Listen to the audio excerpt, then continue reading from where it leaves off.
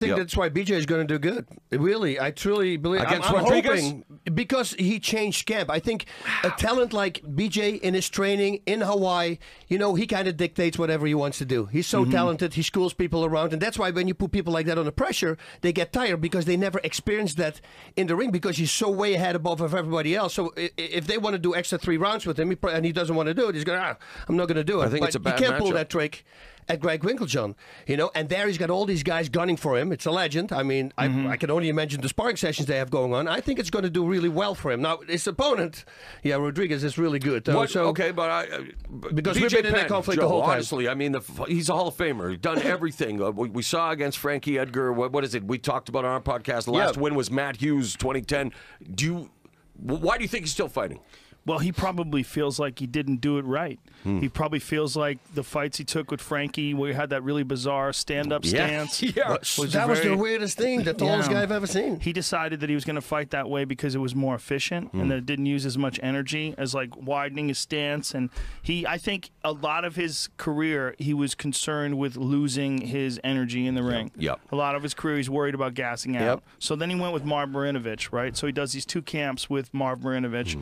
At least 2 camps, correct? He did Sean Shirk, and I think he did Diego Sanchez. I know he did Diego Sanchez because I know also that Steve Maxwell was training Diego Sanchez, got Sanchez in incredible shape, but that was BJ in his prime. And when BJ wasn't tired, when he was in shape, and he was joking around about it, like, when I have a 6-pack, you're fucked.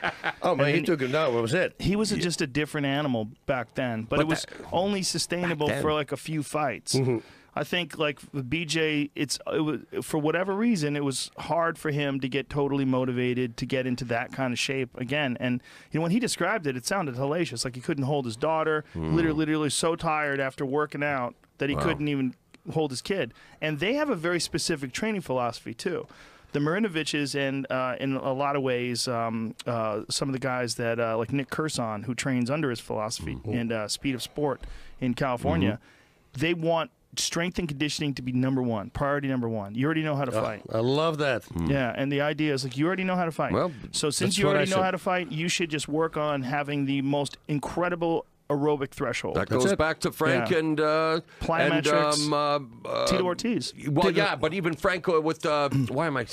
He's going to kill him. Maurice Smith with their partnership at the beginning. That's what Frank was all about. Was because cardio, the cardio was so important. I had on the bus back when Tito lost to Frank. I was in the same bus going back to the airport, and Tito jumped next to me and he starts asking me questions about stamina because I always said it's the most important thing. You can never have enough stamina. It's the most important. So he started asking drills and doing all these things, and then he became that crazy psycho cardio monster, and he started beating everybody. So he really took it to heart. He transferred that to Kendall Grove and a lot of the guys he trained under the Ultimate Fighter.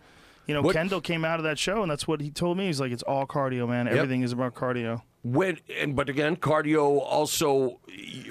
What about the nerves then, and how much panicking and your emotions drain? Like what I'm saying, it plays a factor in it, but the actual, real, cold, hard cardio plays a factor too. Right, and it also plays a factor in your nerves. Yeah, because if you know that you have a small gas tank and you're starting to get lit up. Yeah.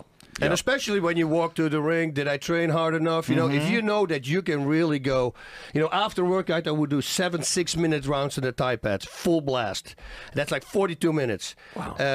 But that was after a workout. But I knew that nobody did that. So I was not going to run out of gas because we had half-hour fights in Japan. But it's the only way to do it. Constantly go hard. And I had guys coming who couldn't do warm-up in my class. It's a 20-minute warm-up. It's the boss with the workout with the sprawls. And in the minutes, I fill them up with either push-ups or with the kettlebell swings. So it's 20 minutes straight. People come in who had a fight like in 2 weeks in Japan, and they couldn't do it. They had, man, I said, don't fight. He said, what do you mean? I said, this is the warm-up. We didn't even start now. And needless to say, they lost because of cardio over there. But he said, but how do you do this? I said, it's just baby steps, dude.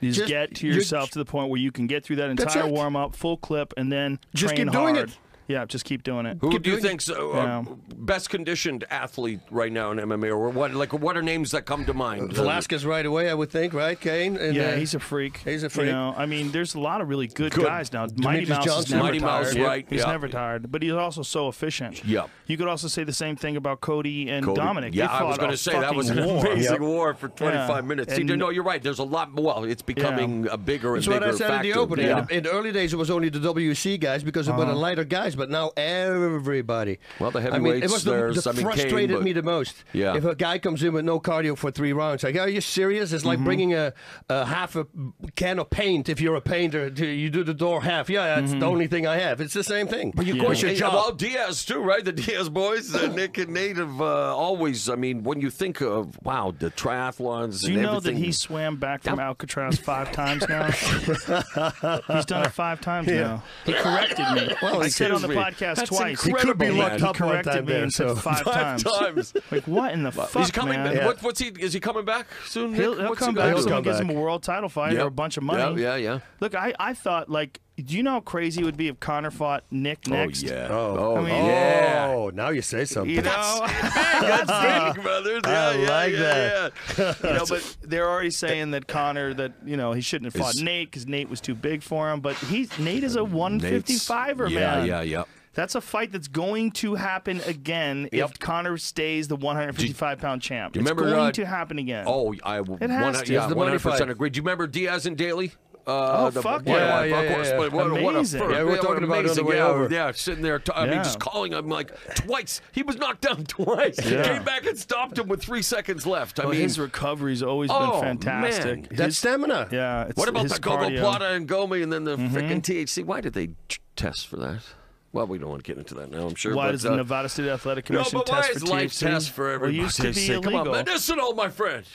You okay? they're saying now that they're thinking about calming down on that and then not even caring if people test positive.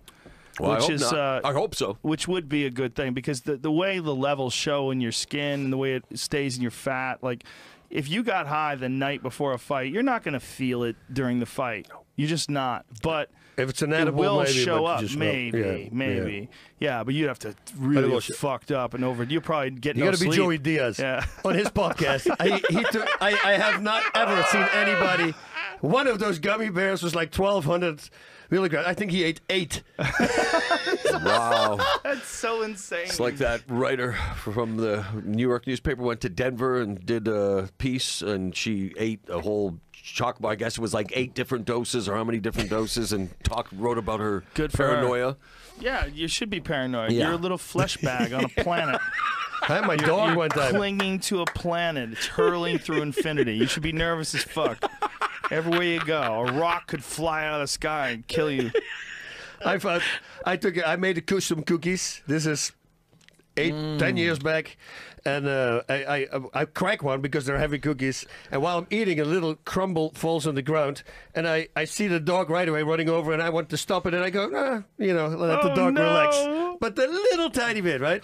So I'm eating it, and I have to pick up something from a friend of mine who was like 20 minutes away here somewhere in the valley.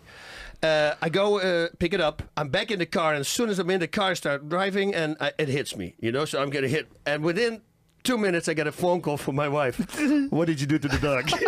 I remember. And my dog stands outside, staring outside for like 2.5 hours. Wow. No movement. She's looking outside. It was the funniest thing. I came home, she was just like, Poor Luna's been high a few times. Luna doesn't like men, but she made a connection with Mauro. It's a rather intimate one. She doesn't like men? For some reason, she'll go after you. Wow. Kids and women are cool, but a guy, the mailman, literally, this is the dog that will go in full mode attack. And it's a little dog. It's 15 pounds, so it's not. What kind of dog is it? Scary. It's like a Bichon poodle. What a cutie. I love that dog. Oh, that's hilarious. Yeah, she's a sweetheart.